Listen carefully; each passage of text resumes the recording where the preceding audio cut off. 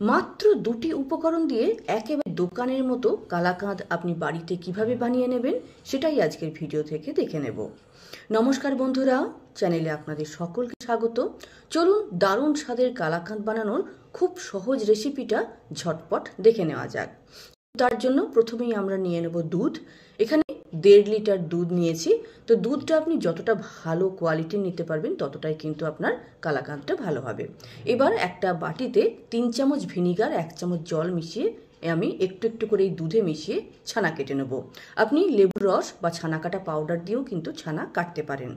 এবার ছানার জল ছড়িয়ে নেব এবং ঠান্ডা জল দিয়ে আমরা ছানাটাকে একটু ধুয়ে নেব, যাতে ভিনিগারের টকটা বেরিয়ে যায় আর তাড়াতাড়ি ঠান্ডা হয়ে যায়। এবার একটা পাত্রে আমি এখানে 1/2 লিটার দুধ বসিয়েছি। এবার এই দুধটাকে কিন্তু আস্তে আস্তে আমরা গাঢ় করব। এখানে আমি 6 চামচ চিনি মিশিয়ে দিলাম। চিনিটা আপনি আপনার স্বাদ মতো কম বেশি করে নিতে পারেন। এবার ছানাটা ঠান্ডা হয়ে যাওয়ার পর ভালো করে আমরা এটাকে চটকে একদম মসৃণ করে নেব।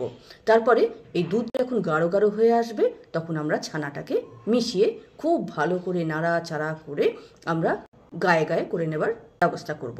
এবার যে পাত্রটাতে আমরা ওই কালাকাঁদটাকে জমাবো সেই পাত্রটাতে একটু ঘি দিয়ে গ্রিজ করে নিয়ে বাটার পেপার বা যে কোনো সাদা পেপার আপনি লাগিয়ে নেবেন, যাতে খুব সহজে জিনিসটাকে আপনি বার করতে পারেন। তারপরে সেই পাত্রে ওই ছানার মিশ্রণটাকে দিয়ে আমরা 1 ঘন্টার জন্য রেস্টে রাখবো। তারপরে 1 ঘন্টা বা 2 ঘন্টা আপনি রেস্টে রাখবেন। তারপরে সেটাকে চারদিকটা একটু লুজ করে নেবেন চাকু দিয়ে। তারপরে আপনি এইভাবে ডিমোল্ড করে নেবেন। এবার আপনি আপনার ইচ্ছা মতো ছোট পিস বা বড় পিস যেভাবে আপনার ইচ্ছা সেভাবে আপনি কেটে নেবেন। তো আমি এখানে কালাকাঁদের পিসগুলোকে একটু বড়ই রেখেছি, কারণ একটু বড় সাইজের কালাকাঁদ দেখতে কিন্তু খুব ভালো লাগে।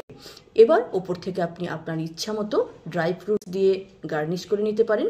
আমি এখানে পেস্তা বাদাম কুচিয়ে গার্নিশ করেছি। তো বন্ধুরা, ভিডিওটি কেমন লাগলো অবশ্যই লিখে জানাবেন, আর অবশ্যই একবার এই ভিডিওটা এই রেসিপিটা ট্রাই করার অনুরোধ রইল।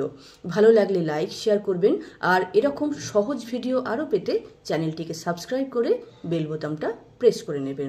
আজ এতটাই, নমস্কার।